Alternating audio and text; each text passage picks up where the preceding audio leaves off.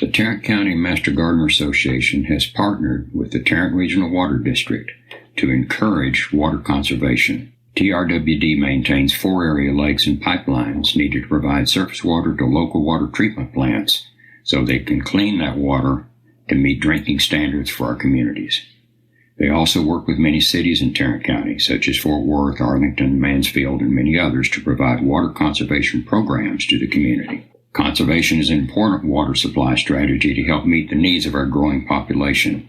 There are currently 2.3 million people living in Tarrant County, and this is expected to double over the next 50 years. At SaveTarrantWater.com, you can sign up for free weekly watering advice custom to your location.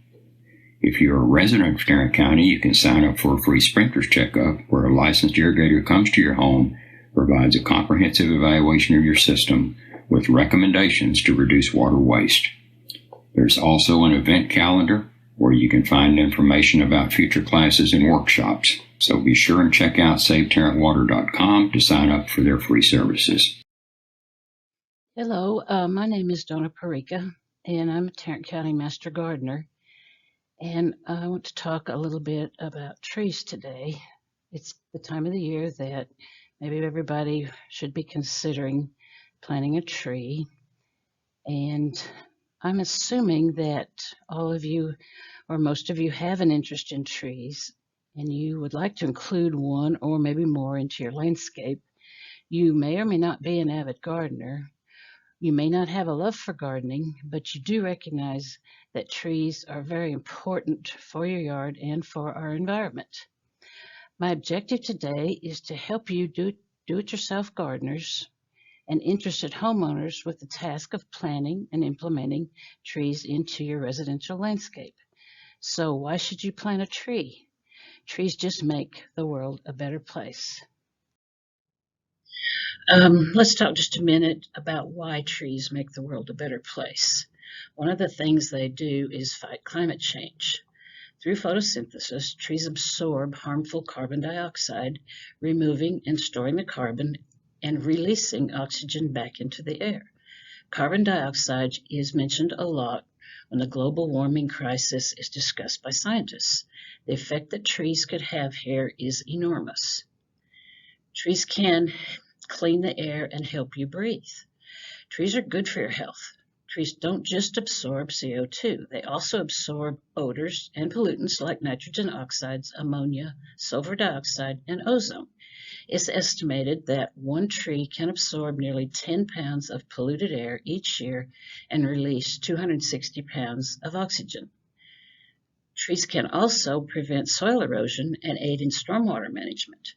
Tree leaf canopies buffer the falling rain, and the roots hold the soil in place, encouraging the water to seep into the ground rather than run off.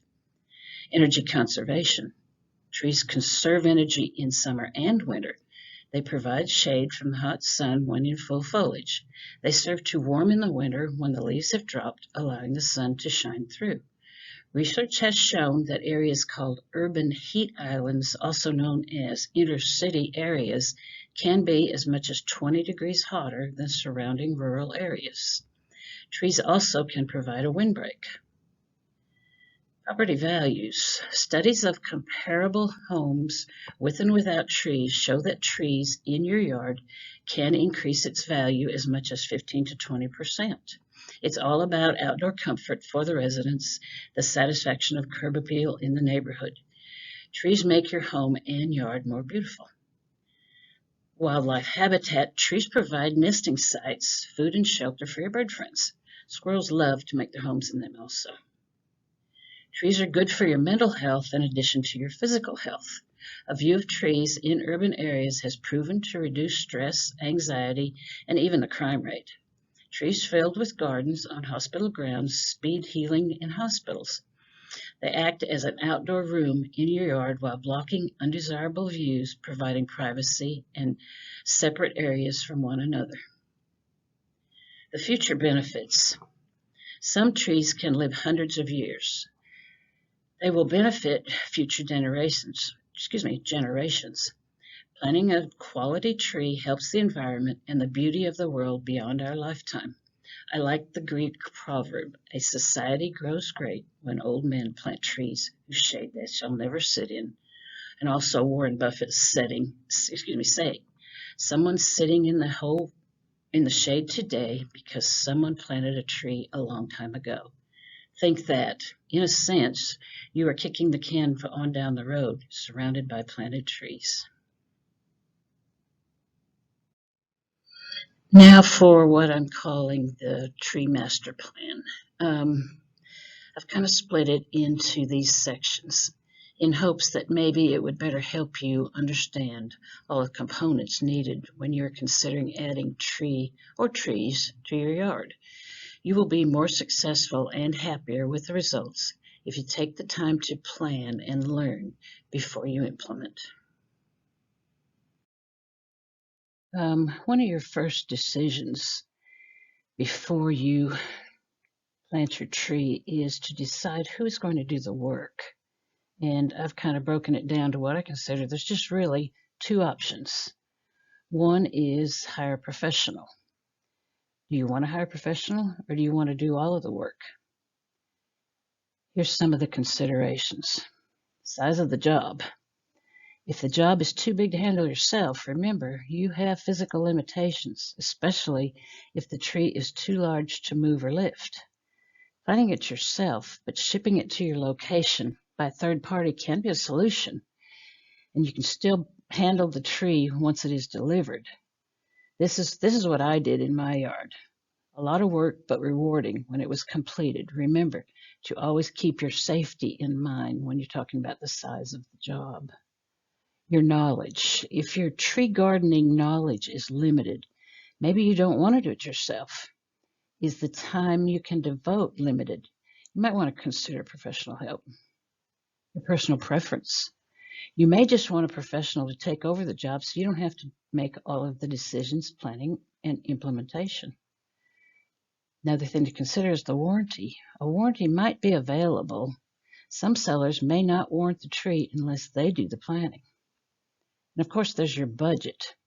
Take your budget into consideration because a certified professional will cost more. However, be careful of budget cuts for your trees because they are the permanent additions in your landscape. Do your cost cutting in other areas if a budget is a concern. And here's a tip, my own little tip.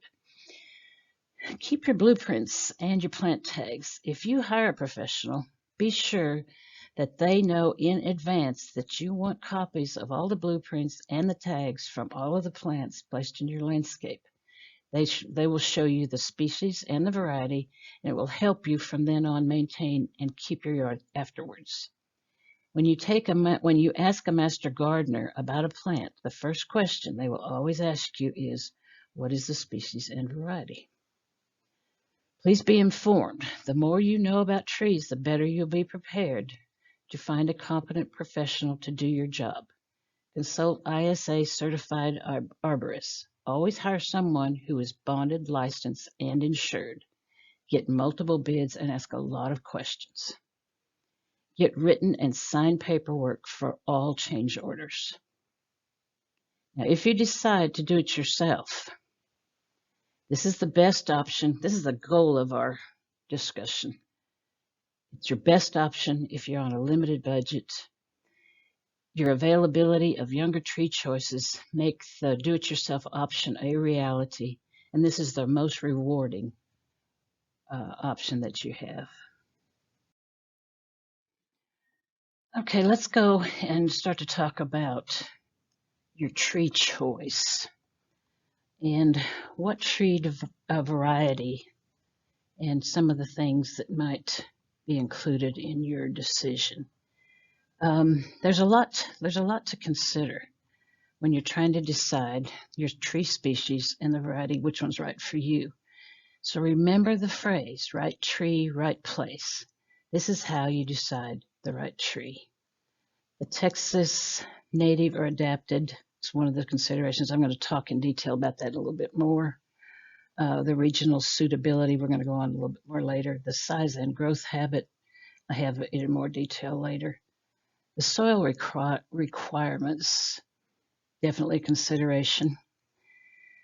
The pest and disease resistance. Tree species that are known to be resistant to diseases and pests reduce the use of chemical controls. Do your homework here to find the best species. Disease resistance does not mean disease immune. Problems can develop, but you can avoid known problems. Example, the oak tree wilt that occurs in live oaks. They are not a member of the white oak family, which is known to be very resistant to oak wilt. And so also, some of the crepe myrtles are more prone to fungus problems than others. Dutch elm disease is another famous disease that is spread by the elm bark beetle, then tree to tree through the roots. Some elms have a higher level of resistance than others. Drought, wind, shade tolerance, the weather, pretty much. A tree's ability to withstand drought is a highly desirable trait in a tree. And don't we know, just having the summer that we just have had with the drought. But here's an example. For instance, the desert willow. It's a very drought-tolerant tree, while the bald cypress and willows are not. Another thing to consider is, for example, the Japanese maple, which requires shade. Another thing on the list, and most people have kind of a preconceived idea what this is, evergreen or deciduous. An evergreen tree retains its foliage year-round, even though it can lose leaves at time. But year-round, it's evergreen. Deciduous means they shed their leaves seasonally. No leaves during the dormant season. And that's generally November through February in our area. There are advantages to both types. Your municipal and your HOA restrictions. You have to be wary, you have to be aware of your public policy requirements. Every area is different, but some HOAs have rules to assure the visual continuity of the community. They have been known to restrict types and sizes of trees. This can be as specific as a certain trunk caliper at planting. Some require a minimum number of trees in each yard. Most will give a certain length of time to remove a dead tree in your yard. Your city can have restrictions also. For example, they may have statutes that reduce potential property damage from types that have invading root systems, such as the willow. Another thing, it's best to contact both of these, your city and your HOA, if that's applicable, or at least do an internet search under their websites. Authorities can require removal of a tree if it doesn't conform. That could be very costly for you and a big disappointment. Another thing, cost and availability. Budget considerations are always a factor. Younger trees just cost less. Younger trees also have a higher success rate, but they have a less effect initially after planting. Sometimes you can get free trees. For instance, maybe an Arbor Day giveaway by the city. The City of Fort Worth Forestry Section has their neighborhood tree planting program. It's called NTPP, and it's a program offering free trees to anyone that wants to plant one in a public space. And I suggest going to their website for more information or contact them directly. It is possible to grow oak tree from an acorn. That's free. Always an idea. Another thing on a variety choice is how fast does it grow, rate of growth. Vertical growth rate should be less important than other criteria, but you may want to see results quickly. Unofficially, a growth rate of 12 inches or less a year is considered a slow growth rate. 25 inches or more is considered a fast growth rate. Many sources will mention the growth rate when they are describing a tree species. Even the tag on the tree can say this. And don't forget, though, I want to remind you, and remember this one. It's an old saying, the faster it grows, the faster it dies. Reputation. An example here for a quality tree with a long life. Here's an example, the water oak. It is poor at healing decay. It has an expected life of about 80 years. An opposite example is the live oak, which is very good at resisting decay, and it can live 150 years or more.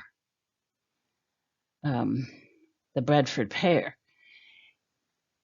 It is very, very poor structure, weak-wooded, and rarely lives more than 20 years. And I don't think that tree is even offered in any of the nursery trades anymore. Get recommendations. An example, places you want to get recommendations from is, of course, an ISA certified arborist, top of the list. You can also go to your extension agent with the Texas A&M AgriLife Extension here in Texas. College websites, I recommend college websites. The way to tell if you're on these websites, the information that they provide is research-based, but when you look at the website, it will have .edu at the end of it. Then you know that that's going to come from a recommended source. There's also published lists. Some of the lists are kind of fun. Be careful of the internet. You can get a lot of incorrect or limited opinions. Like I said before, another place when you're looking at that web address, you can also look at the address. It's got .org. Those are the nonprofit organizations, but a lot of what they put out on the web is also research, science-based. You can also look at things like the worst lists or the not recommended lists or the invasive lists. They can also help you.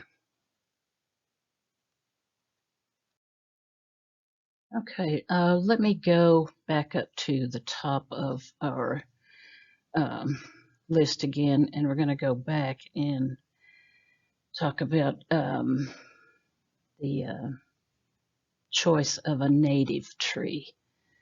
And it was at the top of the list for a reason, and that's why I want to talk about it in a little bit more detail here.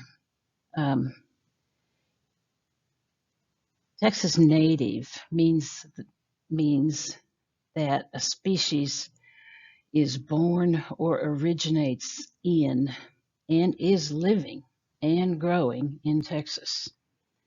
Adapted means it's a tree born or originating in another region, but it has adjusted to Texas conditions. And we recommend, as master gardeners, we recommend this. One of the reasons that we do is they require less fertilizer. That's pretty plain and simple there.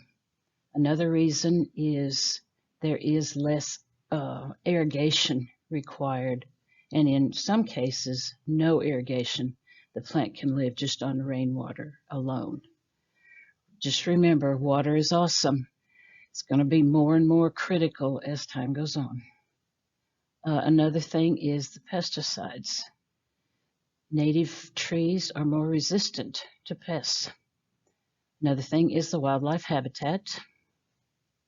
The natives always have a little bit more of wildlife habitat. The budget. Better for your budget and time in the future if you go native. And overall, a native requires less time and maintenance. And here I've kind of listed some of the websites. Of course, the Texas A&M AgriLife Extension Service. You can go to their Texas Superstars list. And this thing is changed periodically, but it's real fast. You can look at it and you can find on there the trees. It's not an all-inclusive, but it is one that they're currently looking at. It's recommended to you. There are lists that are what we call earth kind. The general idea of the earth kind is you are gardening while you are preserving the environment. You can go to the Texas A&M Forest Service, and they have a real fast look up on the internet, And it's real easy to find once you get into the A&M Forest Service website. It's called their Texas Tree Selector. And it goes in and gives you detailed information on each variety.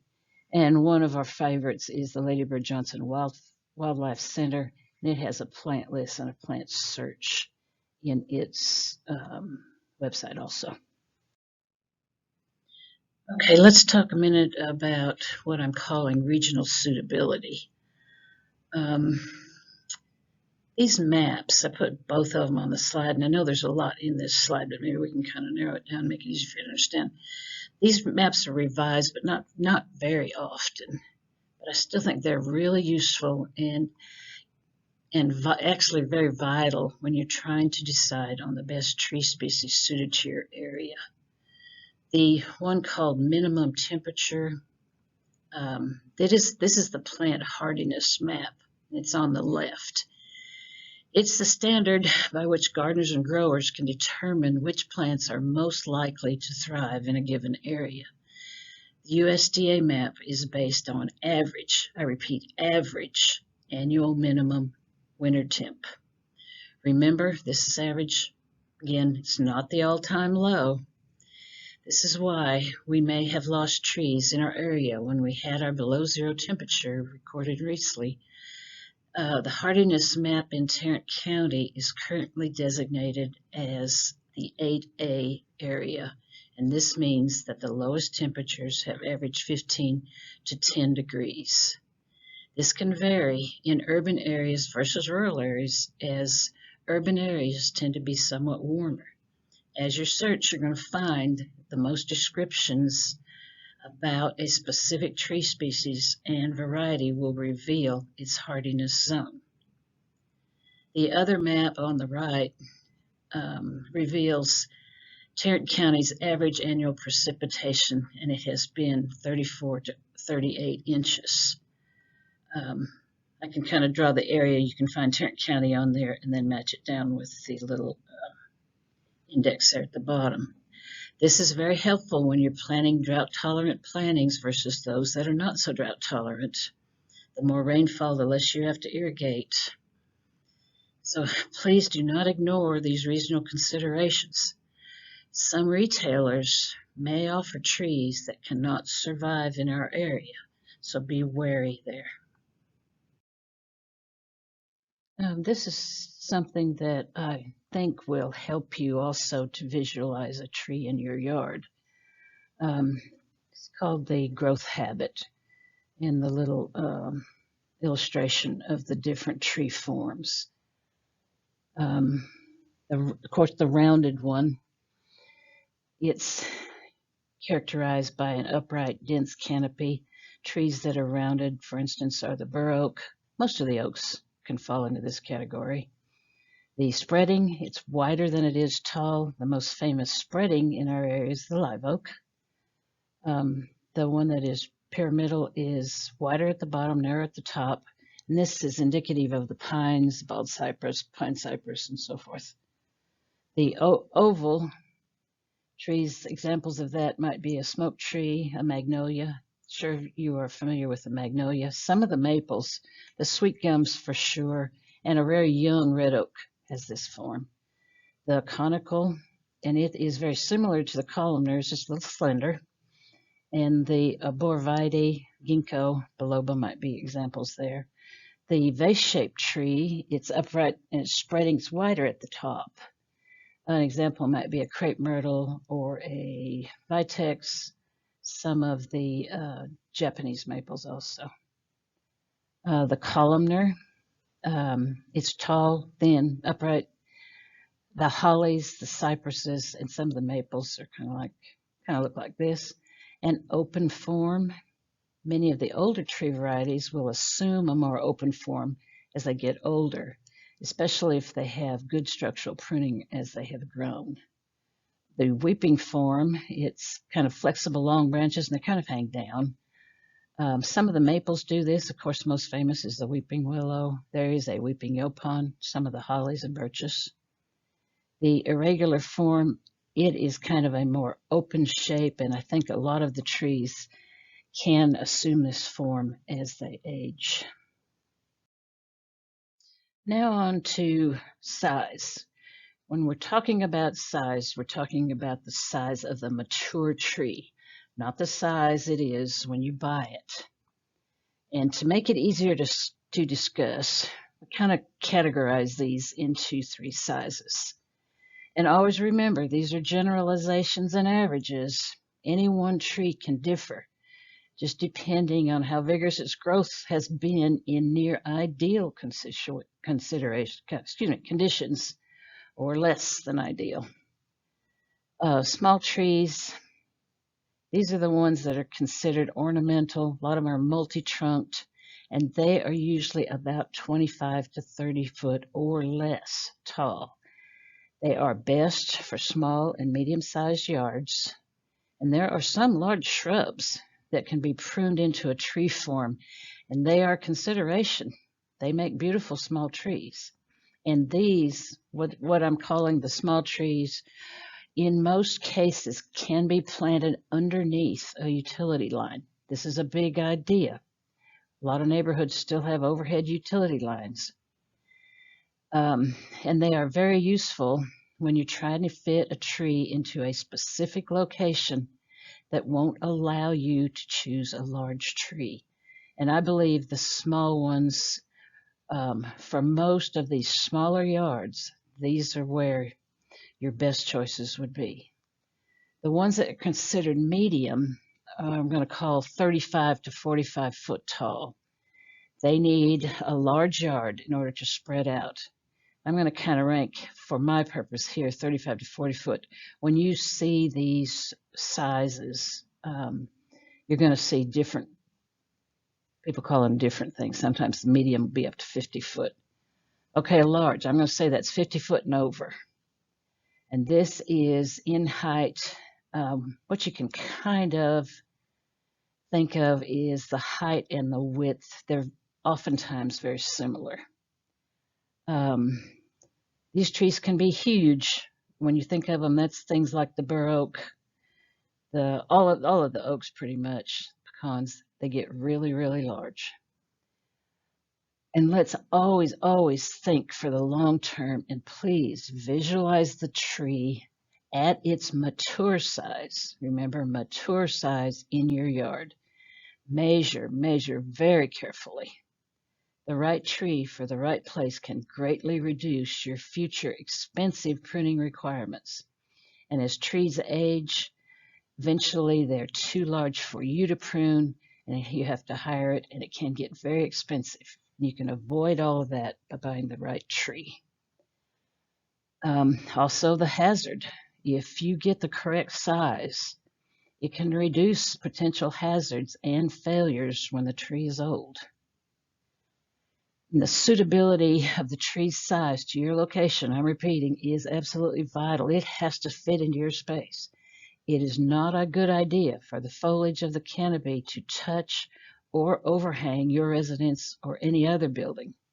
A tree can provide shade without hanging over your house. Please let the location determine the tree species, not the other way around. Okay, just as we talked about the size of the tree itself, let's talk about the size of the place where the tree is going to be planted. You have to measure carefully, and your tree has to come within the boundaries, and it has to be compatible with them. The mature width and height of the tree has to clear all these boundaries. And don't forget what's going on below ground also is the need space for its roots. First thing, easements. Your easements that may or may not be in your yard may limit the availability of the parts of the tree that you can the parts of the yard that you can plant a tree in. Review your property's legal definitions and consult with utility companies at the same time that you request them to mark the yard for your underground trees. Anytime you dig a hole in your yard, you have to have utilities come out and mark the yard so you don't cut into any kind of a line. Any structures, remember, your main structure is your residence and it comes first. The tree is enhancement to that structure. Your tree should not rub your brick veneer, or wear off the paint. The roots can compromise your house foundation as well. A fallen, mature tree branch can do a great deal of damage to a house. Your property lines, most people consider this as the only boundary. And it's fairly easy to find out where they are, but you should also consider your neighbor and your future neighbor's rights and wishes. Your fences. Avoid damaging your fence and avoid the fence damaging the tree. Don't let a fence grow into the bark of a tree. So always consider where your fences are currently, or any fences to be built in the future when planting your tree. The streets and the sidewalks. Make sure you're within the city ordinances related to the streets and sidewalks. Your driveway. You or your neighbor may not want a messy tree dripping on a parked car, or the roots of the tree cracking your driveway. Nor do you want the tree to make getting into or out of a car difficult. So examine and visualize the tree around your driveway. The overhead and underground utilities we're going to look at a little bit more in just a minute, but please take time to think about the boundaries. And so your tree will enhance your property value and it will not detract from it. Okay, where to plant. Another thing to keep in mind is the energy conservation. This illustration has a lot of information in it, and I apologize for this. You may want to make a screen print of this one so you can look at it a little bit closer later. The position of a tree can significantly reduce energy costs. As we mentioned before, a deciduous tree is helpful if it's planted on the west side or over your air conditioning unit for cooling in the summer. It will let the sun shine through and warm in the winter after the leaves have fallen. Shading any paved areas can also lower the reflected heat. Some plants can also serve as a windbreak.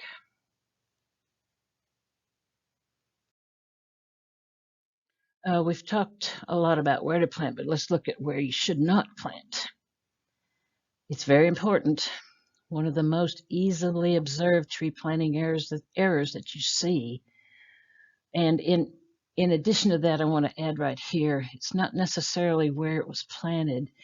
You also should be removing any volunteer tree sprouts that come up that can interfere with these boundaries and so forth. The utility rights away here.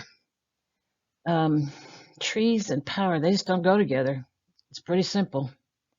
Look at what happened in California when the Highline sparks started wildflowers. Do not even plant a tree when you know its mature height can cause it to touch a power line. The same holds true for underground lines. Know what's below. You can call 811 and contact utility companies before you dig anything, and so you will know where the underground lines are also. And then maybe they may have some specific rules as related that can be a little more specific than this. This slide, I hope you can kind of understand it. It just divides the three sizes and gives you an idea of how far away from a utility line that you should be planting the tree. If it's a tall tree, which means the canopy is spreading 50 foot and over, you need to allow 50 foot away from the line. And remember, those trees, even though half the width of a 50-foot tree is only 25, you still need to allow for the possibility of your tree exceeding its advertised canopy width. And the same goes true for a medium canopy tree. You want to allow 20 foot from the trunk to the overhead utility line. And the small ones, as I said before, they can be planted under a utility line in most cases. Let's go on to very, very important where to plant consideration is your soil. Need to know your soil. The type, I'm gonna move on. I'm gonna talk a little bit more about that with another slide. Soil nutrients. The best thing you can do before you plant is get your soil tested so you have an idea of the nutrients.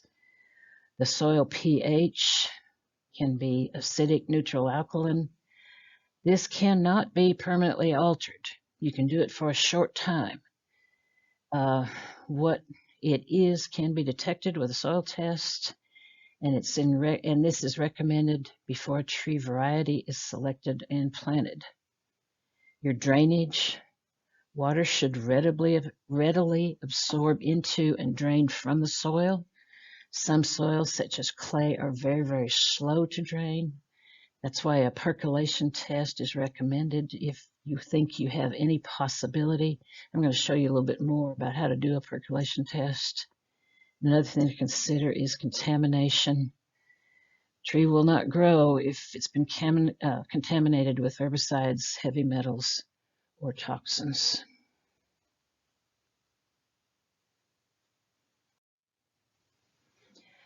Let's kind of go back to the top of the list and go back to the soil type. One thing you need to do is know your soil type. Horticulturally, there are 6 main types of existing soil, which are loam, chalk, peat, silt, sand, and clay. Of these, silt, sand, and clay are found in Tarrant County. There are many more subtypes, but these are the main ones, and they can vary within the different areas in your yard. Attempting to change or amend the soil to accommodate a tree species is definitely not recommended. The tree roots spread a lot, and it has to grow, and it has to be happy and thrive in the naturally occurring soil. Clay. That's what my pictures are here, because they're the predominant soils in Tarrant County. Clay is blackland prairie clay. It's a common term used to describe the clay type here, especially on the southeastern side of Tarrant County. It can be dark black to light gray. When black, it's sticky. It forms hard lumps, and it's considered very fertile, though. When dry, it's impossible to break it up, and it deep cracks, as in this picture on the left. There's often a layer of limestone a few inches below to a few feet below, right below it. Red or yellow clay is also found and is similar to a children's modeling clay. It's the best way I can describe it. Gardeners find raised beds beneficial in these areas. It's very hard to work with and very hard for some trees to grow in. The silty loams are known to exist in some areas on the far western side of Tarrant County, and there is some sandy loam areas in Tarrant County, and it has been mapped in kind of down the center to the east side of the county, but is generally Texas sandy soils are east of our area. We oftentimes get asked, when should I plant a tree? And kind of a little bit more to that answer than what you might think. If your tree was purchased in a container, it can be planted in our area, which is a warm season zone, at any time of year, but the preferred time is in the fall for most of these varieties. If you're shopping for a bald and burlap tree known as B&B, they pretty much need to be planted in the fall.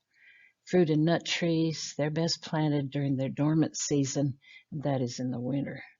Research has found that in Zone 9, which is our area, that live oaks, magnolias, hollies, elms, and other roots regenerate best in July and August. So these are best planted before this time. Hopefully it would be a summer other than our current drought and heat wave. Generally, though, in order of preference, the fall, then winter, then spring, and your last choice would be summertime to plant your tree. Okay, let's go down to the how we're going to do this in our plan. Your sellers. It's a good idea to buy locally, and here's your options.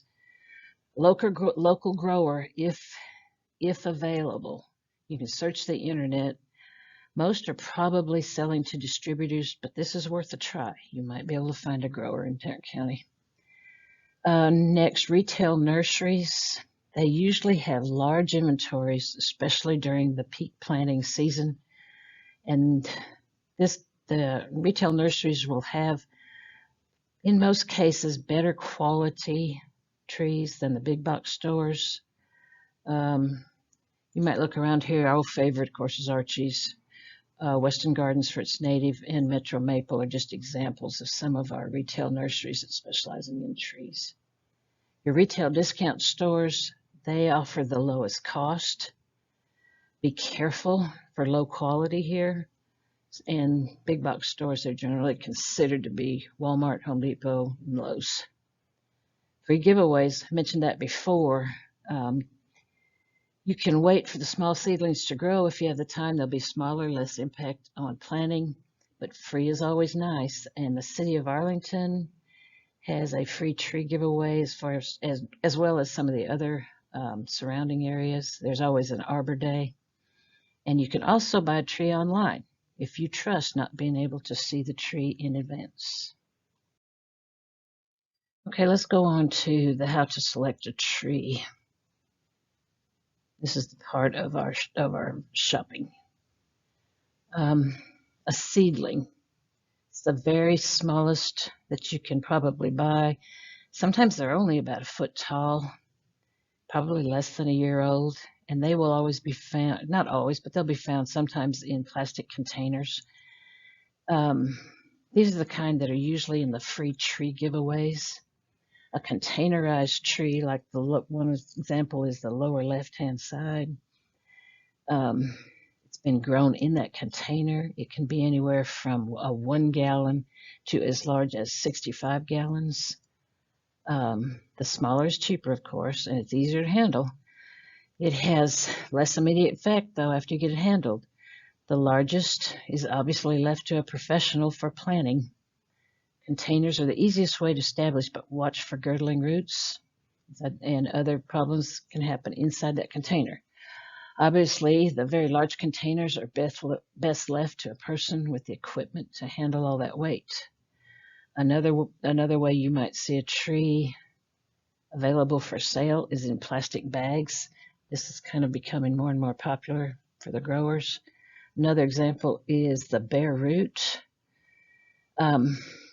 This is usually fruit trees that have been grown and the soil has been removed in preparation for planting. Planting of a fruit tree is a little bit different, but a lot of cases you'll find those in this bare root, like in this lower left photograph. The next picture over is wooden crates, and they are usually very, very large. And in most cases, it will take a crane to have these put down into your yard. The balled and burlapped. A B&B tree is one that has been dug with the surrounding roots and soil undisturbed and then later wrapped in burlap. These are more successful in clay because it holds together better than sand, for instance. A wire cage is used to keep the burlap in place. Then they're allowed to cure. They sit for a while, for just a period of time. They call this hardening. The freshly dug B&B trees that have not been hardened are not recommended because their success rate is not good. The size varies, but these are normally very large, and some can require a crane to lift these as well. Some are as small as container trees. They may take longer to establish since the roots have been cut out in the processing. Be wary of these if you think that they have not been hardened. That can make a big difference, and that's where you may want to get some kind of a warranty from the seller. When you're shopping for your tree, don't forget the trunk. The trunk is the protection, support, nutrition, transport system of the tree. The vascular system is in a tree, and to kind of simplify this a lot, it's kind of like a 2-lane highway through the outer layers of the tree. The sun provides photosynthesis for nutrition, and it's pulled downward to the roots. The roots find moisture and nutrients, and they move it upwards through the trunk. So any damage to the trunk can be unhealthy for the tree. Look for desirable qualities like a single leader. The leader is a horticultural term or grower term for the trunk. You want to make sure it has no competing or co-dominant leaders, and this is crucial to a young tree. Do not buy one with more than one trunk unless it's an ornamental and is known to occur and thrive with a multiple trunk. You want your trunk to be strong and straight. A trunk won't straighten out by itself as it grows. Select one that's straight. The trunk flare. The flare is where the trunk tapers wider at the base, as this picture on the upper left side. It's the point where the tree transforms into the roots. Evidence of the root flare in a tree is desirable, but it may not be noticeable when you first look at one, and especially if it's very young or it's just a sapling. Examine the trunk and make sure that no bruising or injury, no discoloration or insect damage to the bark. You can look at the terminal bud if the tree is short enough for you to peek up at the very top of it. You want it to be alive and healthy. If you lose this terminal bud, it means the very topmost part of the tree, the growth is stopped. That may not be all bad. Another leader can establish and take over. But if you have choices, make sure the top of the tree is healthy and growing.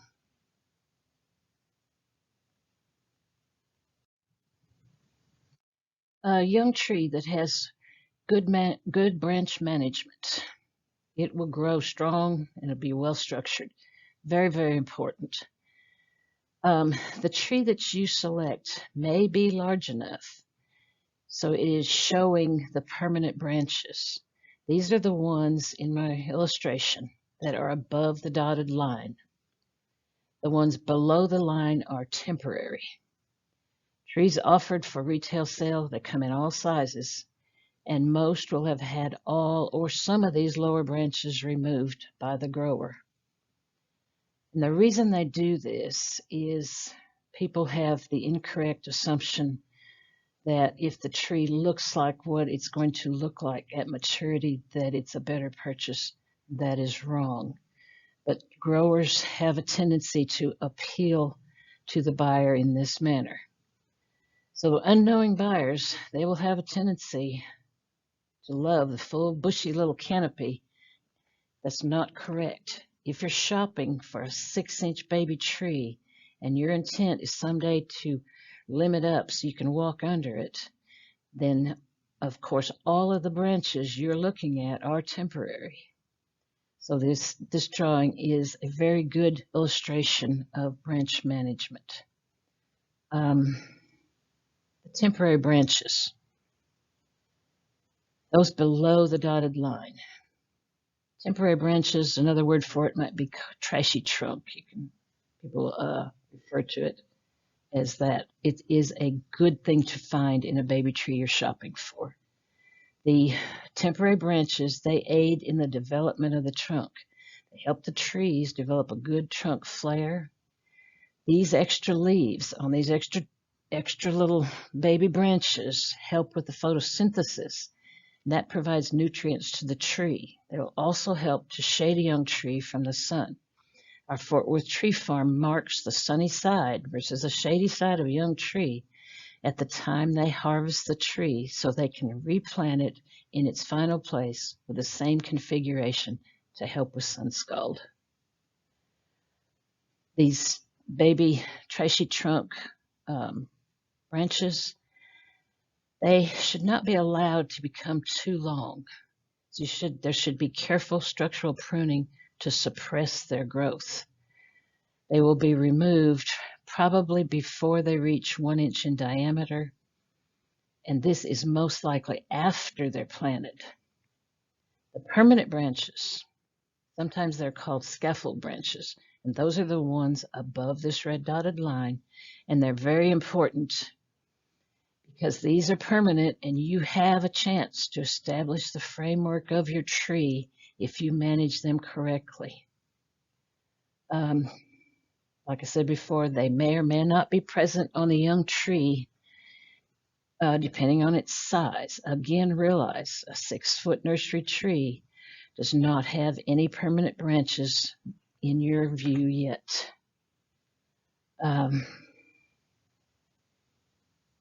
The size of a permanent lateral branch in general should not be greater than half the diameter of the trunk. They should always have a smaller diameter than the trunk at maturity. They should never be allowed to compete with the leader, meaning the main trunk. None should be touching or crossing one another. The optimum angle attachment to the trunk is 30 to 60 degrees. Very important here. You can think in your mind 30 to 60 degrees. You want to plan for any spacing between these scaffold branches at maturity to be roughly 8 to 12 inches. Some very, very large trees can go up to 18 inches. You also want your attachment of these lateral branches to be evenly distributed, and think of a candy cane stripe pattern would be the ideal. I hope this helps. I believe this concept of tree benching is one of the most important items to remember, and I suggest making a screen print of this illustration. Here I have another drawing of branch structure, and maybe this will help a little bit, because these are all pictures of what baby tree would be, what it would look like when you're shopping for it. The best quality trees on the far left side, they have evidence of the one dominant leader or trunk. The subordinate branches are all really short. They're going to help the trunk develop. The lower branches, they're not going to become too long. They're not going to compete with the leader. They're going to be removed sometime later, after they are, probably before they're 1 inch. Those are the best quality. If you buy a tree that looks like that, you would not have to do anything to it after planting. The middle group, they are acceptable. They're not the greatest, but they could be altered after planting. I would advise avoiding these if you have best quality trees to look at. The trees on the far right side, I'm calling these the poor quality, and they are showing better pictures of what the codominant leaders look like. Of course, a crooked one, you don't want a crooked trunk. You don't want so many that you can't even see one dominant leader. Of course, you don't want any crossing or broken branches. And generally, you don't want to prune immediately after you plant the tree. So I would not advise purchasing any of these specimens shown in the poor quality category. Hopefully your tree will look more like the ones on the far left side. Here's a slide a little bit more about the lateral branching. Instead of an illustration, this shows actual specimens. The far left one is obvious. You can see 2 leaders growing up from the center of that. They're roughly the same height. This is not desirable in a young tree that you want to shop for. And the next illustration over shows what a tree that had codominant leaders when it was a very young tree, how it looked. That tree might be 10 years old or more, and it has the codominant leaders. This is definitely not what we want. The next one over, the branches were removed too young. That tree is still growing in the soil at the growers.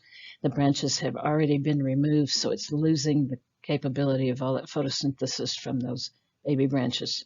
And then there's our ideal tree on the right side. It has a single leader. It has the little trashy trunk branches that are feeding the tree. And this, hopefully, this is what your tree will look like after you get it home. This slide shows some pictures. I think I took a couple of these. These are known as the world's most cared for trees, and they are the swamp oaks located at the 9/11 Memorial in New York City. And this is probably the ultimate example of what good branch management can result in. What they did is there were 400 trees that were planted, and they received the absolute optimum planting and care, including all of the underground irrigation and drainage. Um, they were sourced from several nurseries across the Swamp White Oaks range, which is pretty much east of us. These trees are not a variety that would grow well here. Um, they were grown for about 4 years in these above ground containers, these wooden crates, and they were grown in New Jersey under the supervision of the Bartlett tree experts. And the purpose of the large wooden boxes was to provide less stress when they planted them. And as none of the tree roots were lost, they were moved and planted to the memorial with a minimum of root stress. They grew under a constant human supervision. They even had electronic probes that were monitored for the soil conditions in a large sample in order to create a uniform effect. And they were pruned as they were growing, so their structure would be the same. I got to visit these several years ago, and I was so impressed when they were explaining to us after planting, these trees are actually fed underground. And I hope everybody at some point in life gets a chance to see this. They're really impressive. Another thing to look for when you're shopping for a tree is you look at the leaves, and that's pretty easy to do. You have to remember that the trees manufacture the food for the tree, and how they look is a real good indicator of the health of the tree. The color, it should always be right for the season. If you're shopping in the spring, they should be dark green to dark green. Of course, there are some species that are naturally yellowish. It should be large and dense. None should be stunted or distorted. You don't want any bare branches. All the stems should have foliage. You don't want to see any insect or disease damage to the leaves. And look at the tips. See if you can find healthy new leaves growing on the tips of the branches. And of course, no wilting. Wilting is a definite sign of stress. When you're tree shopping, the roots are really important. They hold the tree up. They store resources. They produce the growth regulators. They absorb water. They absorb minerals. Their spread and their depth are controlled by the genetics of the tree and soil type and drainage. They typically extend to about 3 times the width of the canopy after they're planted. So what a lot of people don't know is the length at which you can go to examine the roots of a tree you're shopping for. Remove the root ball. You have to be a little careful. You don't want to lift it up out of its container by the trunk. If you can get your hands in there, kind of tip it over. Look at inside the container and look at them if possible. What's really, really desirable is a lot of many small diameter roots. You don't want any of them that are circling or crimped. Those roots, they may not straighten out. Matter of fact, they have a tendency to continue in the same direction they are inside that pot. And they can eventually just girdle all the way around the tree, and that can be very harmful to the health of the tree. At planting, they would have to be pruned back to the point where they started their little turn, or they have to be spread out, and that may or may not be successful. They still have a tendency to go the direction they were turning. In most cases, the roots should be lighter colored. So what you do As you look at the topmost root, you want it to be near the surface of the container. The surface of there might be mulch or soil covering up that surface root. You can kind of dig down and find if the surface root is not too far down underneath any mulch or anything that is in that container. Move the trunk around just a little bit. You kind of try and sway it back and forth in the container, and the root ball should not wobble. So if you get a chance, don't buy one like that looks like in that far right picture.